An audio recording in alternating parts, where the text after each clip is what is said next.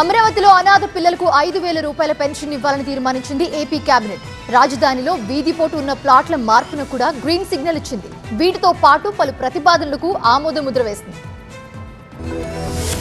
అమరావతిలో సమావేశమైన AP cabinet పలు కీలక నిర్ణయాలు తీసుకుంది. 35 అజెండా అంశాలకు ఏపీ కేబినెట్ ఆమోదం తెలిపింది.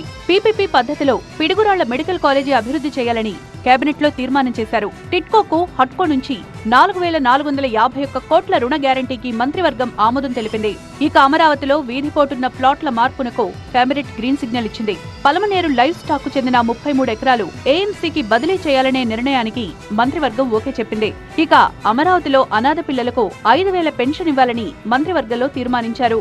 రాజధాని ప్రాంతంలో భూమి లేని పేదలకు ఇచ్చే 5,000 పెన్షన్ ను తల్లిదండ్రులు కోల్పోయిన మైనర్లకు బదిలీ చేసేందుకు అనుమతి. అమరావతి ప్రాంతంలో తల్లిదండ్రులు కోల్పోయిన మైనర్లకు కూడా వారి తల్లిదండ్రులకు ఏదైతే ఇచ్చారో ల్యాండ్లెస్ పూర్ పెన్షన్స్, ఆ పెన్షన్ ఆ పిల్లలకు కూడా ఇవ్వాలని చెప్పేసి మరి కేబినెట్ ఆమోదించిందని చెప్పేసి మనం చేస్తాను. పిడుగురాళ్ల ఆసుపత్రిలో పడకల సంఖ్య 420కి పెంచాలనే ప్రతిపాదనకు కేబినెట్ ఆమోదం తెలిపింది. 837 వైద్య సిబ్బంది నియామకానికి కేబినెట్ గ్రీన్ సిగ్నల్ ఇచ్చింది. తిరుపతిలో 2019లో గార్డెన్ సిటీకి ఇచ్చిన ఎల్ఓఐ రద్దు చేస్తూ తీర్మానం చేసింది. అథ్లెట్ జ్యోతికి విశాఖలో 500 గజాల స్థలంతో పాటు ఆర్థిక సాయం, గ్రూప్ 1 ఉద్యోగం ఇవ్వాలని నిర్ణయించారు. గుర్తింపు పొందిన రాజకీయ పార్టీలకు నియోజకవర్గాల్లో 50 సెంట్ల వరకు భూమి లీజుకిచ్చే ప్రతిపాదనకు మంత్రివర్గం ఓకే చెప్పింది.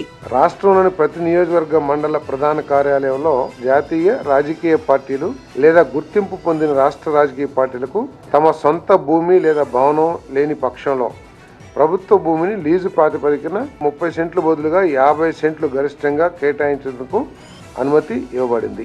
దీనికి 50 సెంట్లకి సంవత్సరానికి 1,000 రూపాయలుగా లీజు నిర్ణయించబడింది.